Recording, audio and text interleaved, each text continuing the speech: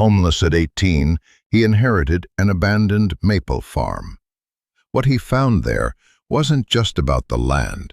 It was about a past that had been buried to protect him, and a future he never knew he had the right to claim. If you've ever felt like your story was written for you by someone else, hit that subscribe button, because we're going to talk about what it means to pick up the pen and write your own ending. The air in Ms. Albright's office always smelled the same: stale coffee, disinfectant, and the faint, papery scent of forgotten files. For 2 years, this room had been the official checkpoint of my life.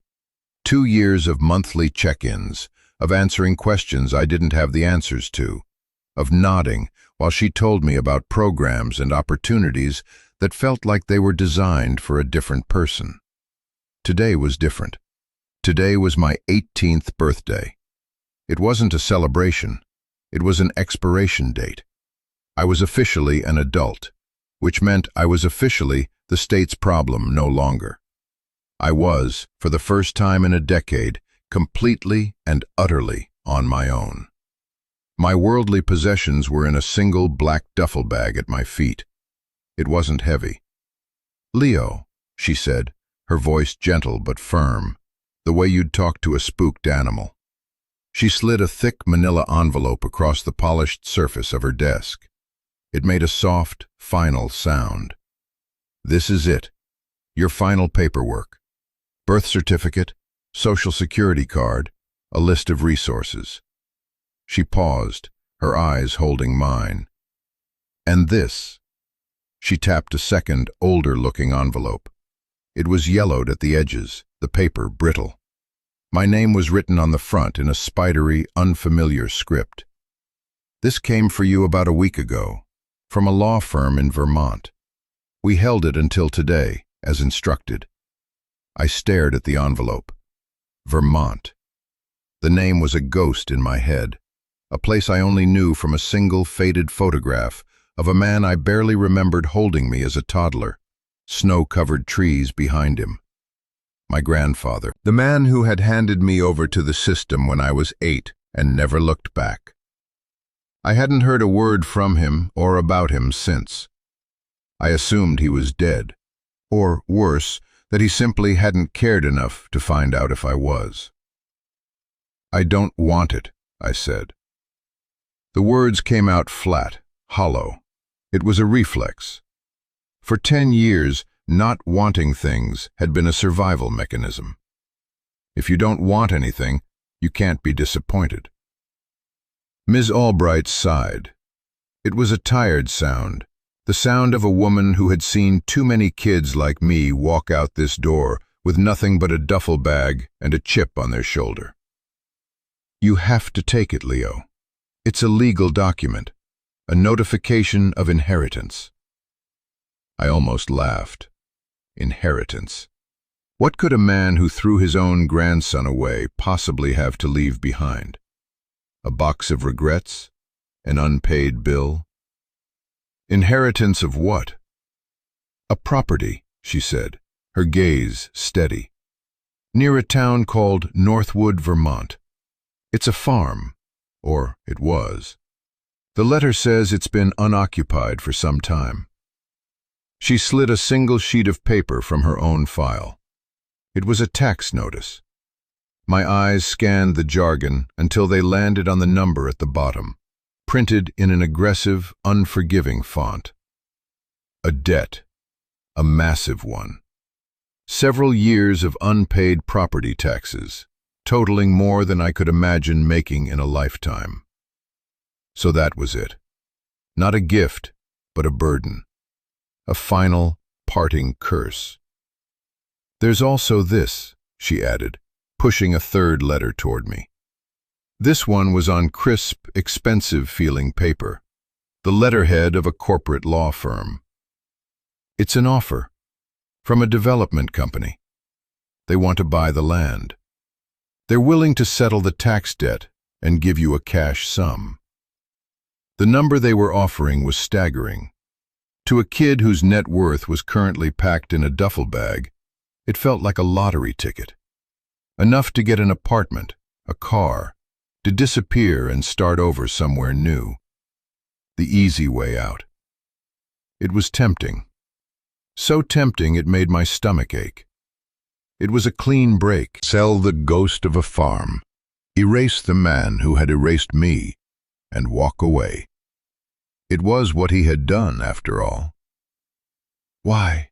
I asked, my voice barely a whisper. "Why would he leave it to me?" Miss Albright leaned back, her chair creaking in the quiet room. "I don't know, Leo. People are complicated. Families are more so." She pushed the envelopes closer to my side of the desk. "The offer from the developers expires in 30 days. They say it's a formality, that the county will seize the property for the back taxes anyway if you don't accept. This is, according to them, your only chance to get anything out of it." Her expression was neutral, but her eyes were saying something else. They were saying, "Be careful." I picked up the yellowed envelope, the one with my name on it. The paper felt fragile, ancient. I could feel the ghost of the hand that wrote it. I thought about the man in the photograph, his face weathered and kind, a stark contrast to the act of abandonment that had defined my life. I had spent a decade building a wall around that memory, brick by painful brick. Now, here was a letter that threatened to knock the whole thing down. I stuffed it, along with the other documents, into the front pocket of my bag. I stood up, slinging the strap over my shoulder. The weight of it felt different now, heavier. "Thank you, Miss Albright," I said, the words feeling foreign and formal. "Leo," she called out as I reached the door. I turned. "Whatever you decide to do, it's your decision now, not the state's, not theirs." She gestured vaguely at the corporate letter. "Yours. Don't ever forget that." I nodded, unable to speak, and walked out of the office for the last time. The hallway was empty. The building was quiet. Outside, the city roared, a chaotic symphony of sirens and traffic and people with places to be. I had nowhere. I stood on the steps of the municipal building, the cold November air biting at my cheeks, and felt a profound, terrifying sense of freedom. I had two choices. I could take the money and run, burying the past under a pile of cash. Or I could go to Vermont. I could go to a place I didn't know, to confront the memory of a man I wasn't sure I wanted to remember, to claim an inheritance that felt more like a punishment than a gift. I could go see what was so important that he would saddle his abandoned grandson with its ghost. The bus station was 6 blocks east. The law firm representing the developers was 10 blocks west. I stood there for a long time, the weight of that choice settling over me like the gray city sky. Then, I turned east.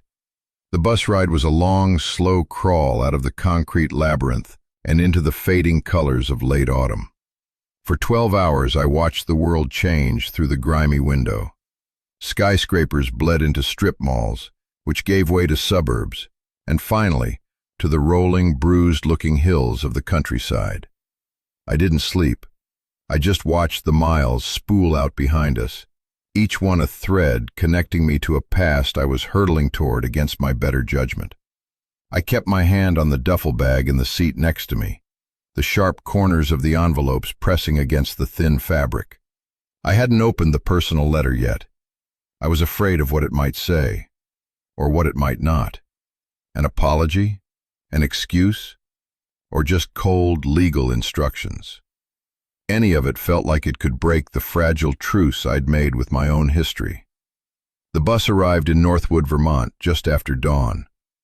The town wasn't so much a town as a crossroads with a post office, a general store, and a diner with a flickering neon sign that read, "Eat." I was the only person who got off.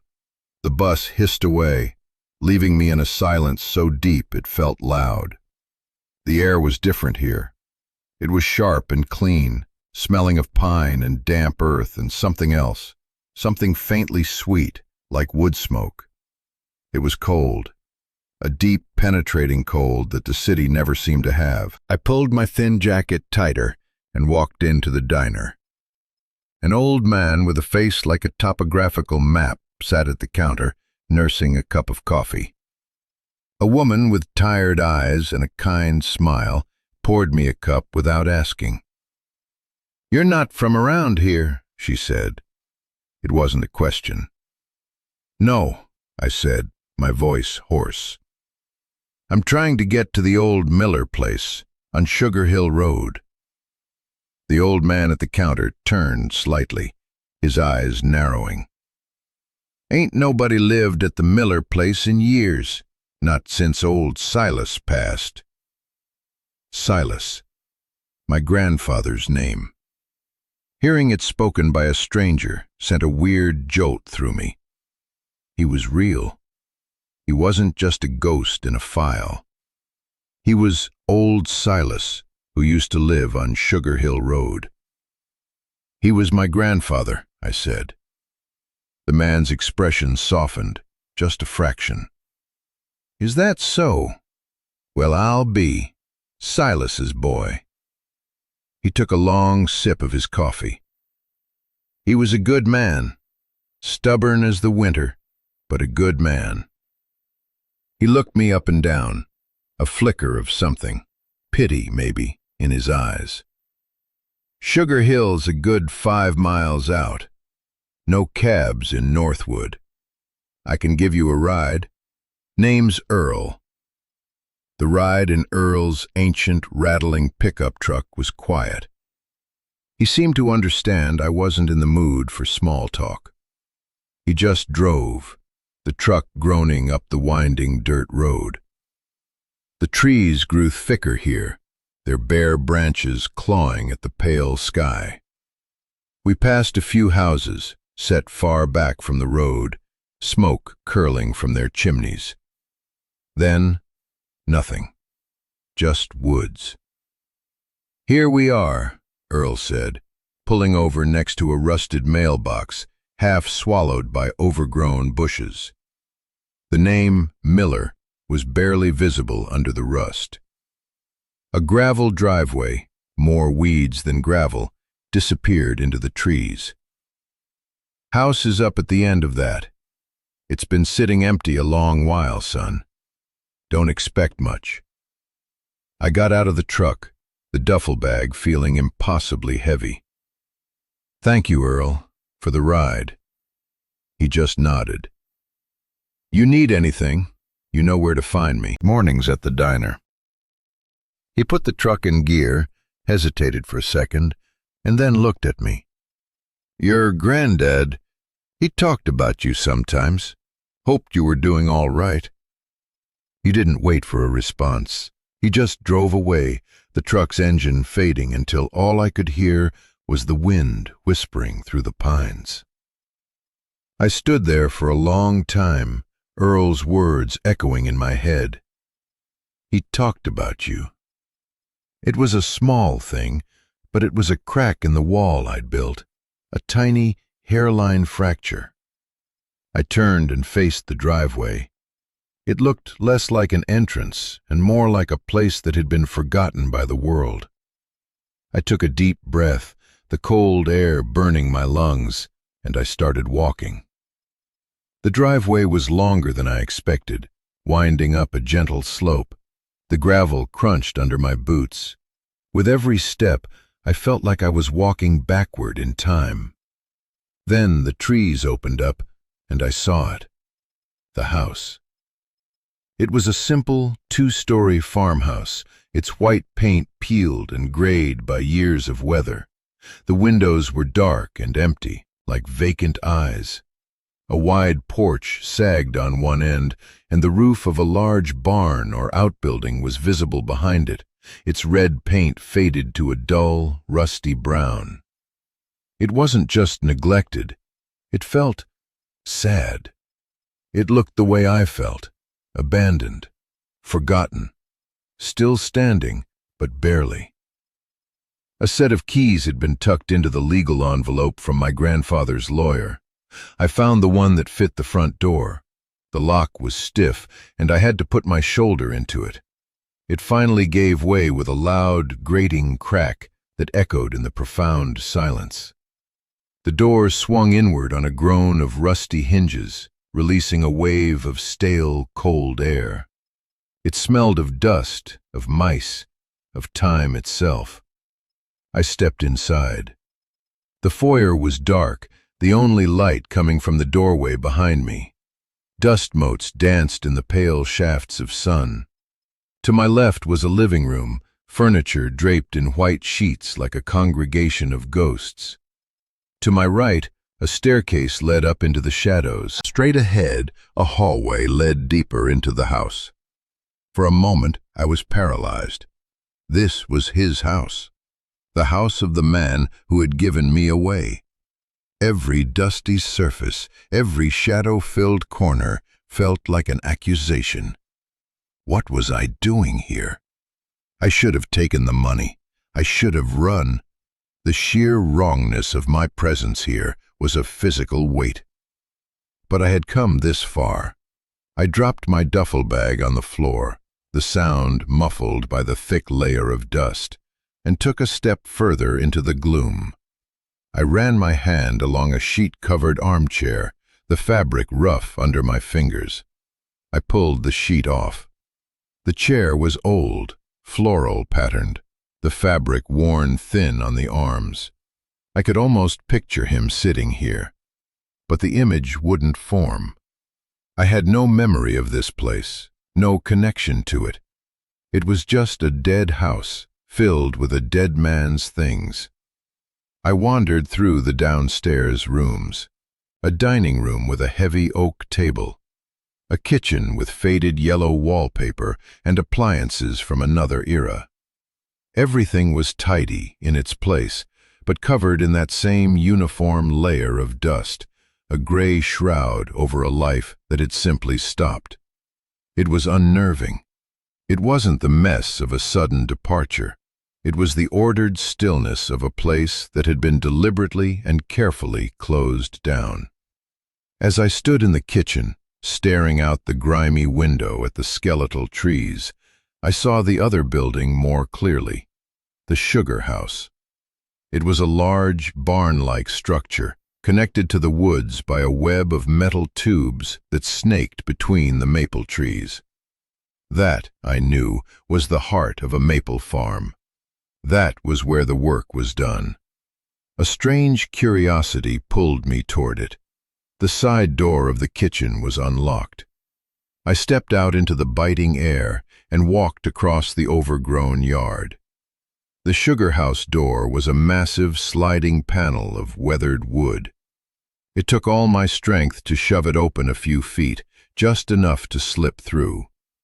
Inside, it was even darker and colder than the house. The air was thick with the ghostly, sweet smell of boiled sap and wood smoke, a scent that seemed soaked into the very timbers of the building. Light filtered in through high, dusty windows, illuminating a massive, complicated piece of machinery in the center of the room. An evaporator, I guessed. It was a monstrous thing of copper and steel, now dull and streaked with soot. Shelves lined the walls, holding empty cans, buckets, and tools, all draped in cobwebs. I walked the length of the building, my footsteps echoing in the cavernous space. This place felt different from the house. The house was about living.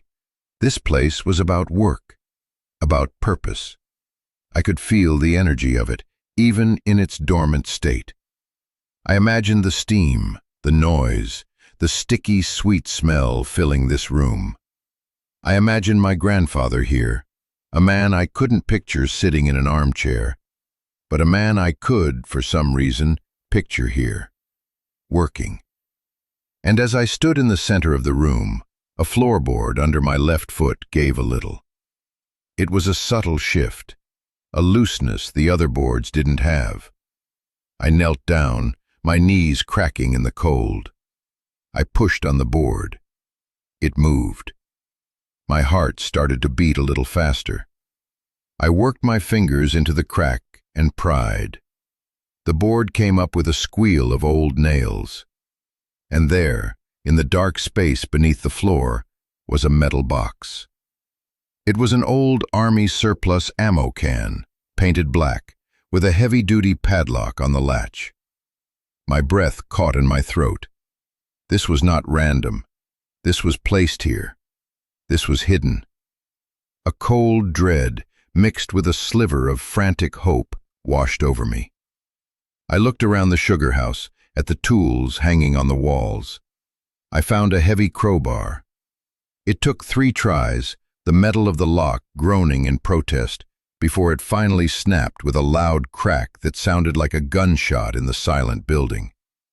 I lifted the lid.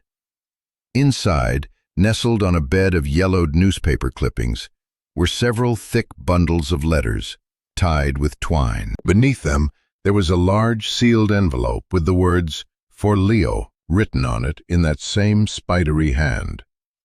And under that, wrapped in oilcloth, were stacks of cash.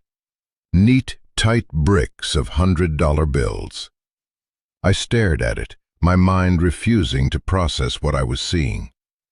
It had to be thousands, tens of thousands, enough to pay the taxes, enough to live on for years, enough to make the developer's offer look like pocket change. My hands were shaking as I reached for the large envelope with my name on it. This was it, the real inheritance.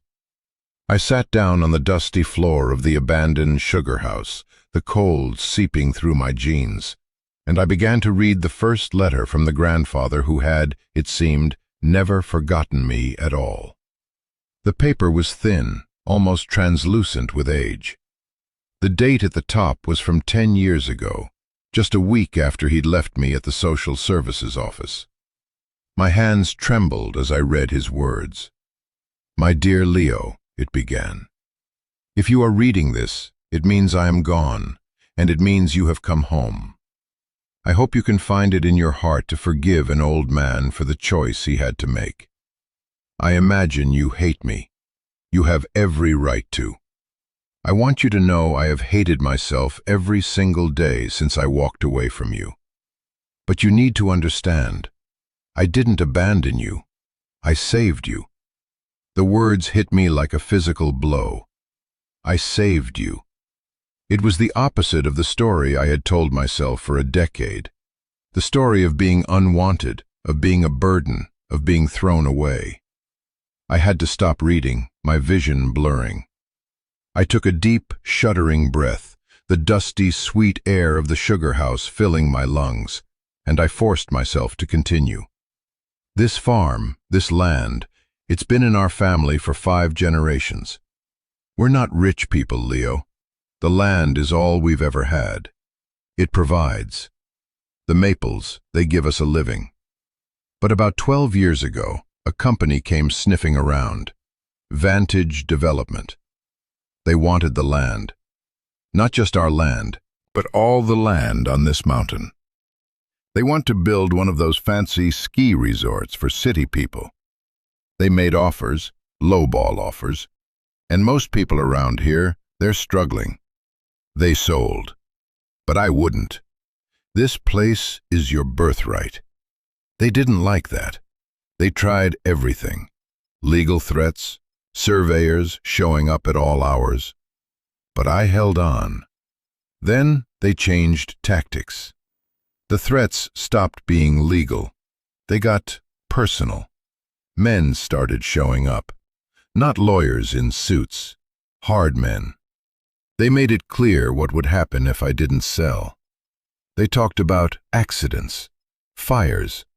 They talked about you, Leo. You were only 7. They knew that if they wanted to hurt me, really hurt me, you were the way to do it. I could feel the cold of the concrete floor seeping into my bones, a chill that had nothing to do with the temperature. I read on, my heart pounding against my ribs. I went to the sheriff. He was a good man, but he was out of his depth. These Vantage people, they have deep pockets. They have lawyers who can tie things up in court forever. They have influence. The sheriff told me, off the record, that he couldn't protect me. He couldn't protect you. So I was faced with a choice. Keep you here with me, where you would be a target, or get you somewhere safe, somewhere they couldn't find you, somewhere you would be looked after. The state system, it's a terrible, impersonal thing. I know that. It broke my heart to do it. It was the hardest thing I have ever done. But they would never look for you there. You would be just another number, another file. You would be safe.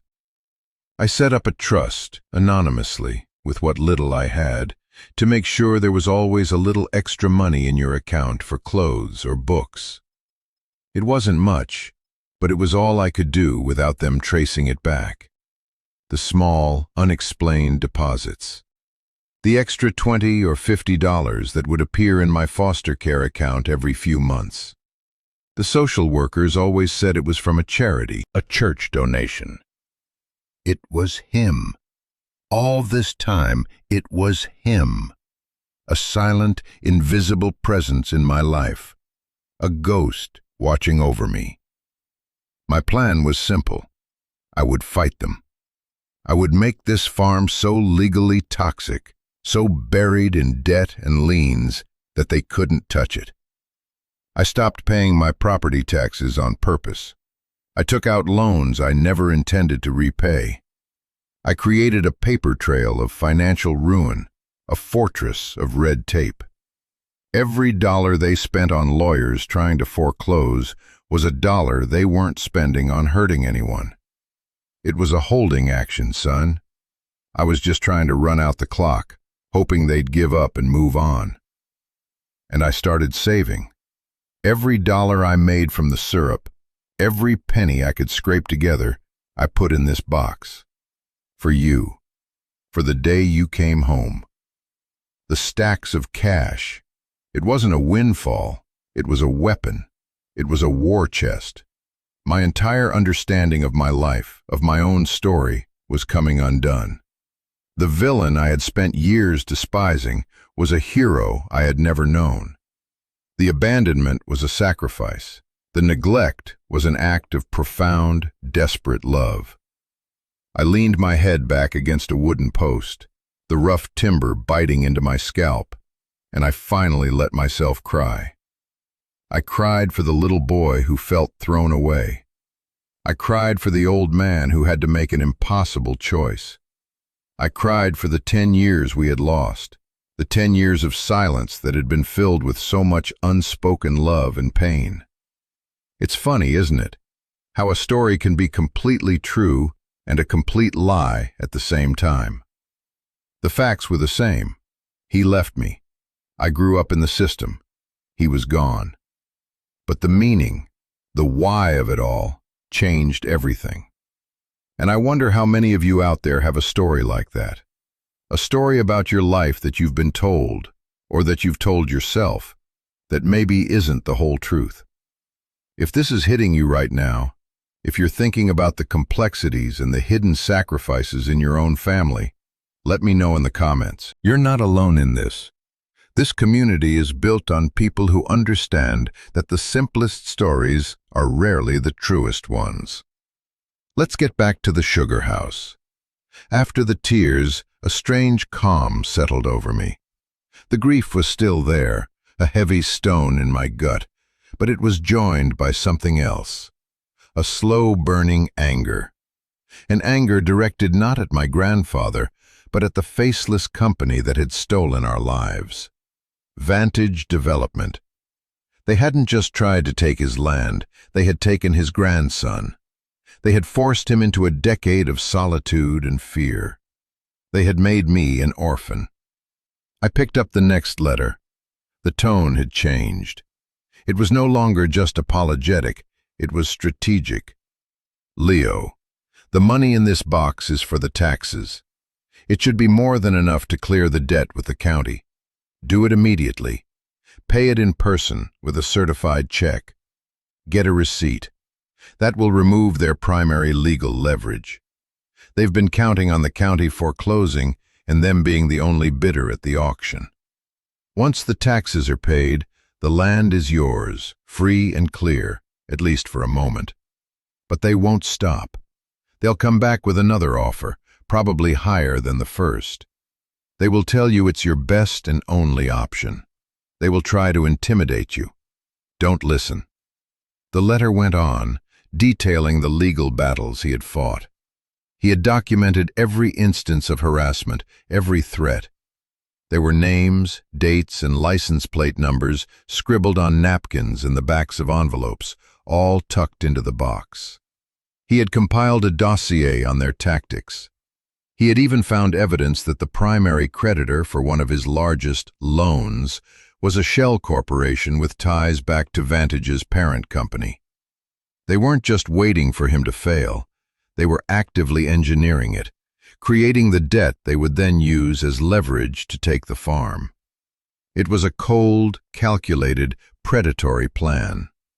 The last thing in this box, the final letter read, is the most important. It's not money. It's a choice. I have spent the last years of my life holding this ground for you. I've made it possible for you to keep it. But I cannot and will not make that choice for you. You can take the money from this box, sell this place to those vultures, and walk away with more cash than any miller has ever seen. You could go to college, travel the world, start a business. You could have a life free from all of this, a life I always wished I could have given you. There is no shame in that choice, Leo. None. You owe this place nothing. You owe me nothing. Or you can stay. You can fight. You can put down roots in this soil that your great-great-great-grandfather first cleared. You can learn the maples. You can feel the seasons change. You can make this place your own. It will be hard. They will not make it easy. But you will not be alone. The land will be with you. And I will be with you, in every tree and every stone. The choice is yours. Whatever you do, know that I am proud of the man I know you have become. Live a good life, son. That is all I have ever wanted for you. Love, your grandfather, Silas. I folded the letter and placed it carefully back in the box. The choice. He had given me back my agency, the very thing that had been taken from me for a decade. The money from the developers was the easy path, a quick fix that would leave me rich but hollow. The money in the box was different. It wasn't an escape. It was ammunition. It was a chance to fight back. I sat there in the silence of the sugar house for what felt like hours, the weight of 100 years of my family's history settling on my 18-year-old shoulders. I thought about the emptiness of the past 10 years, the feeling of being untethered, of belonging nowhere. I looked around the dusty, forgotten building. It was a wreck. The whole farm was a wreck. It was a mountain of work, a mountain of debt, a mountain of trouble. But for the first time in my life, it felt like mine. The anger I felt toward Vantage Development was a clean, hot flame. They had taken so much. They wouldn't get this. They wouldn't get to win. My grandfather had spent a decade in a lonely, silent war to give me this choice. The least I could do was make the one he would have been proud of. I stood up, my legs stiff from the cold. I packed the money and the letters carefully into my duffel bag, leaving the box empty on the floor. I walked out of the sugar house and back toward the main house, my steps feeling more solid, more purposeful than they ever had before. I knew what I had to do. The 30-day clock on the developer's offer was ticking. I was about to run it out myself. The next morning, I walked the 5 miles back into town. The cold air felt good, sharp and real. It felt like a fresh start. My first stop was the bank. Walking in with a duffel bag stuffed with tens of thousands of dollars in cash felt like something out of a movie. I'm sure I looked like a nervous wreck. The bank manager, a woman with a surprisingly kind face named Mrs. Gable, took me into her office when I explained I needed to open an account and get a certified check made out to the county tax assessor. She didn't ask where the money came from. In a small town like this, I guess people learn to mind their own business. Or maybe she just saw the desperation and determination in my eyes. While she processed the paperwork, I used the phone at her desk to make 2 calls. My first call was to Ms. Albright. I told her I wasn't selling. I told her I was staying. I didn't tell her about the money or the letters, not yet. It was too personal, too new. But I could hear the relief in her voice. "Good for you, Leo," she said, and for the first time, it felt like she was talking to me not as a case file, but as a person. "If you need anything, any resources on local grants for farmers or historical preservation, you call me. My job might be done, but I'm still here." It was a small gesture, but it meant the world. It was the first strand of a safety net I never thought I'd have. My second call was to the lawyer from Vantage Development. His name was Mr. Davies, and his voice was exactly as I'd imagined, smooth, condescending, and impatient. "Mr. Miller," he said, the name sounding foreign on his tongue. "I trust you've had time to review our very generous offer." "I have," I said, my own voice surprising me with its steadiness. "And I'm rejecting it." There was a pause on the other end of the line. I could almost hear him blinking in surprise. "I think you misunderstand the situation, son," he said, his tone shifting from slick to menacing. "That property is a liability. The tax debt alone is insurmountable. Our offer is the only way you walk away with anything. In 30 days, that land will belong to the county, and then it will belong to us, for a fraction of the price." "Actually," I said, and I allowed myself a small, bitter smile, "I'm on my way to the county office to pay the back taxes right now, in full." The silence on the other end of the line was longer this time. It was the most satisfying silence I had ever heard. "That's impossible," he finally stammered. "You'd be surprised what's possible," I said. "The offer is rejected. Don't contact me again. If you have any further business regarding the Miller farm, you can direct it to my attorney." I didn't have an attorney, of course, but it sounded good. I hung up before he could respond.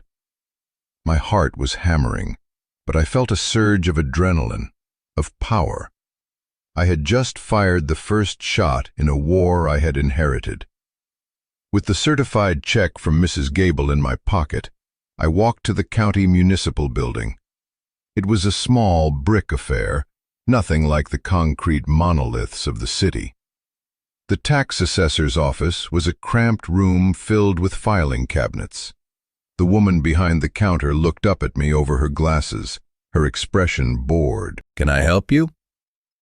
"I'm here to pay the outstanding property tax on the Miller farm on Sugar Hill Road," I said, sliding the check under the glass partition.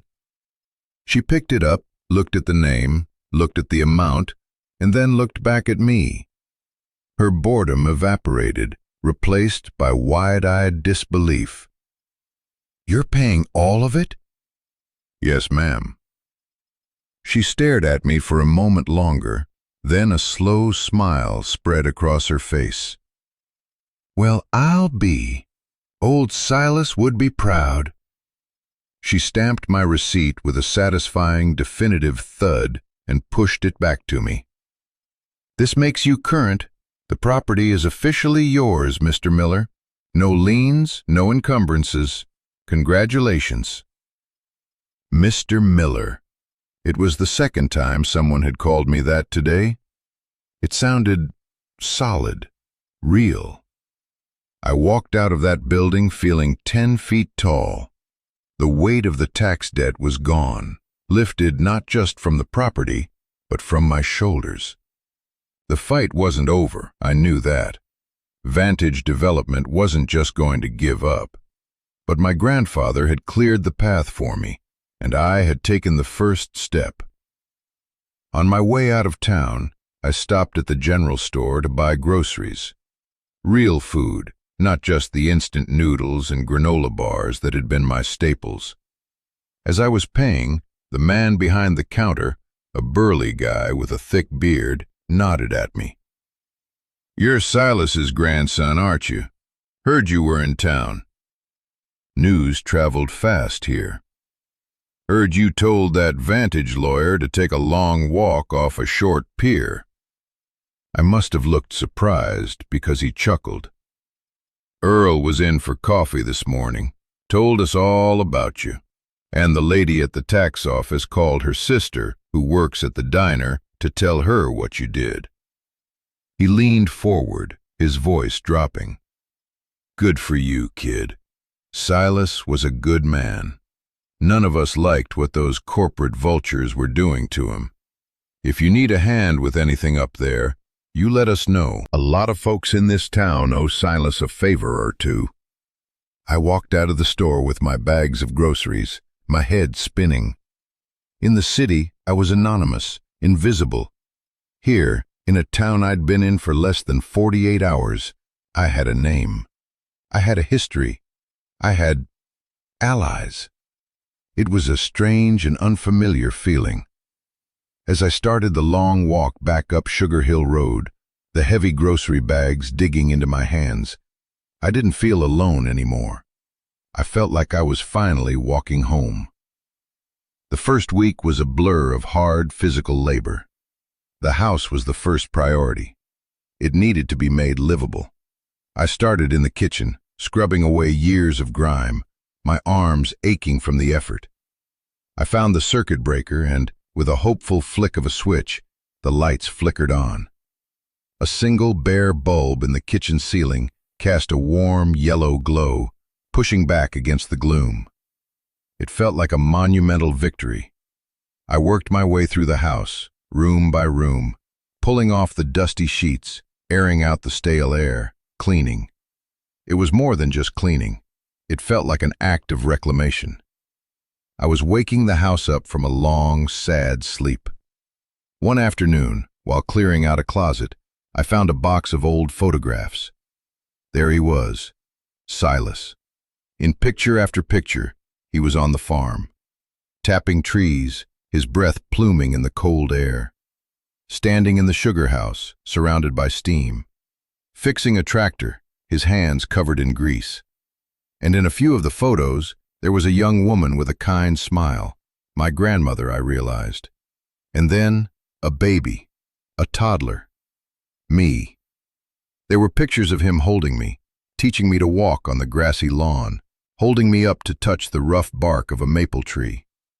These were the memories I didn't have, the life that had been stolen from us. Seeing them laid out on the dusty floor, it wasn't just painful, it was fuel. The days were physically exhausting, but the nights were the hardest. The old house groaned and creaked, and the silence of the mountains was immense.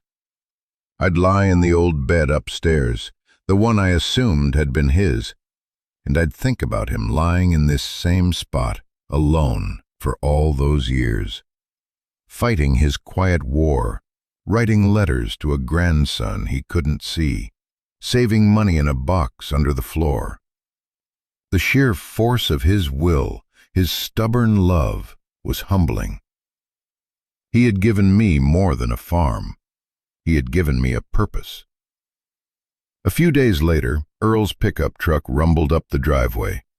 He got out, along with the bearded man from the general store, whose name I learned was Dave. They didn't say much. Earl was carrying a chainsaw, and Dave had a toolbox. "Figured you could use a hand with that porch," Earl said, gesturing to the sagging section. And there are a few dead trees near the house that look like they could come down in the next big wind." I was stunned. "You don't have to do that." "We know," Dave said, clapping me on the shoulder. "Silas helped me rebuild my barn roof after the big snowstorm of 2008. Never asked for a dime. This is just paying it forward." And so we worked. For the next 2 weekends, a small crew of men from the town showed up. They helped me fix the porch, patch the roof, and clear the deadfall. They were quiet, capable men who spoke in short, practical sentences. They showed me how to use the tools, how to assess the work that needed to be done. They didn't offer pity or ask a lot of questions. They just offered their time and their skill. In the evenings, we'd sit on the newly repaired porch, drinking coffee Dave's wife had sent over, and they would tell me stories about my grandfather. They told me about his stubbornness, his quiet generosity, his deep, unshakable love for his land. They were, piece by piece, giving me back the man I had never known. One evening, as we were packing up, Earl handed me a worn, leather-bound book. "This was Silas's," he said, "his sugaring journal. He logged every season: temperatures, sap flow, sugar content, yield. Everything you need to know is in there. He would have wanted you to have it." That night, I sat in the floral armchair in the living room, the one I had uncovered on my first day, and I read my grandfather's journal. His familiar, spidery script filled the pages. It was a meticulous record of 50 years of work. 50 years of paying attention to the rhythms of the forest. But woven in between the data were personal notes. "Leo took his first steps today by the big maple near the house. Leo is 3. Asked me if the trees were crying syrup. Leo is gone. The woods are too quiet now." The last entry was from a little over a year ago. "Sap is running. A good year. I hope he's okay. I hope one day he'll come home and see this for himself." Holding that journal, I realized the true nature of my inheritance. It wasn't the land or the house or even the money. It was this legacy of love and resilience. It was the choice to stand your ground, to protect what matters, to work hard for something bigger than yourself. Vantage Development had offered me money. My grandfather had offered me a life. The first winter was hard. The cold was a living thing, and the isolation was immense. There were days when the doubt crept in, when I looked at the sheer scale of the work ahead and felt overwhelmed. The sugar house needed a new roof. The evaporator needed to be cleaned and repaired. Miles of sap lines needed to be checked and fixed. It was a one-man operation, and I was a man who didn't know what he was doing. But every time I felt like giving up, I would open my grandfather's journal or look at one of the old photographs, and I would find the strength to keep going. I spent the winter reading, studying. I learned about tapping trees, about boiling sap, about the delicate chemistry of turning water into gold. I was learning the language of the farm. Spring came slowly, then all at once. The snow receded, the ground thawed, and the world began to wake up. And with the warmer days and freezing nights came the telltale sign. The sap started to run. Following the instructions in the journal, I drilled my first tap. I watched as the clear, watery sap began to drip, slowly at first, then steadily into the bucket. It was a small, quiet miracle. I spent the next few weeks working from before dawn until after dusk, tapping trees, collecting sap, and firing up the old evaporator for the first time in years. The sugar house filled with sweet-smelling steam, just as I had imagined. It was the hardest I had ever worked in my life. My hands were raw, My back ached, and I was perpetually tired and sticky. But I had never felt more alive. My first boil yielded 12 gallons of dark, fragrant maple syrup. It wasn't much by professional standards, but to me, it was everything. I bottled it in cans I'd cleaned from the shelves, and I designed a simple label on my laptop: Miller & Son Maple, Northwood, Vermont. A few weeks later, a sleek black car I didn't recognize pulled up my driveway. Mr. Davies, the lawyer from Vantage, got out. He was wearing a suit that probably cost more than my truck, which I had bought from Earl for a few $100s. He looked around at the repaired porch, the tidy yard, the smoke curling from the sugar house chimney, and his expression was one of pure annoyance. "Mr. Miller," he said, his voice tight, "my clients are prepared to make you a new offer, a final offer. It is substantially more generous than the last." He named a number that made my head spin. It was life-changing money.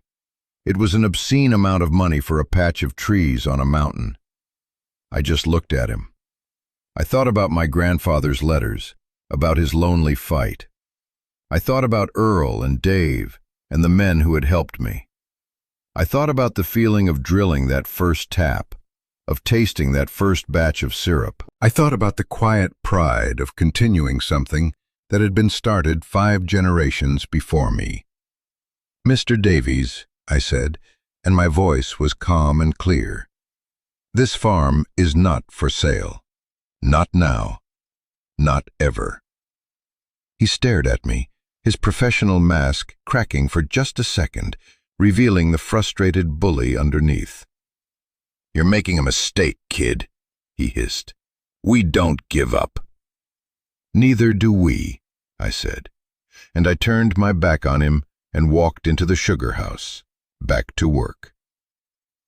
I knew it wasn't the end. They would try other tactics, legal challenges, zoning complaints, who knew what else. But I wasn't scared anymore. My grandfather had shown me how to fight. The community had shown me I wasn't alone. And the land itself, it was showing me how to be patient, how to be resilient, how to put down roots so deep that no storm could pull you out. It's been a few years since that day. The fight with Vantage is ongoing, a slow, grinding battle of paperwork and hearings. But we're holding them off. The town has rallied around us, and with Ms. Albright's help, we found a legal aid organization that specializes in fighting predatory developers. They're helping me pro bono. The farm is slowly coming back to life. I've managed to expand the sugaring operation, and Miller & Son maple syrup is now sold in the general store and a few other places in the state. It's not a lot, but it's a living. It's a good life. Sometimes, on a clear evening, I'll walk up to the highest point on the property, a rocky outcrop that overlooks the whole valley. I look down at the lights of the town, at the dark, rolling expanse of the forest, at the smoke curling from my own chimney, and I'll think about the 2 paths that were laid out in front of me on my 18th birthday. The easy path and the right one. I'm so grateful I chose this one. I didn't just inherit a farm. I inherited a story. A story of sacrifice, of love, of resilience. And now I get to write the next chapter. Home, I've learned, isn't a place you are given. It's a place you choose to build, a place you choose to fight for. What this whole experience has taught me, more than anything, is that the most valuable inheritances are rarely about money. They're about the lessons, the values, and the strength passed down to us, often in ways we don't understand at the time. It's about the sacrifices others made so that we could have a choice. So I want to ask you, what have you inherited that isn't monetary? What strength, what story, what lesson from your family has shaped who you are? Share it in the comments below. I read every one, and I believe our stories are how we build community and find our own strength. If this story meant something to you, if it made you think about your own journey, please consider subscribing. We're building a place here for people who know that life is complicated, that redemption is possible, and that the hardest paths often lead to the most beautiful destinations. Thank you for listening.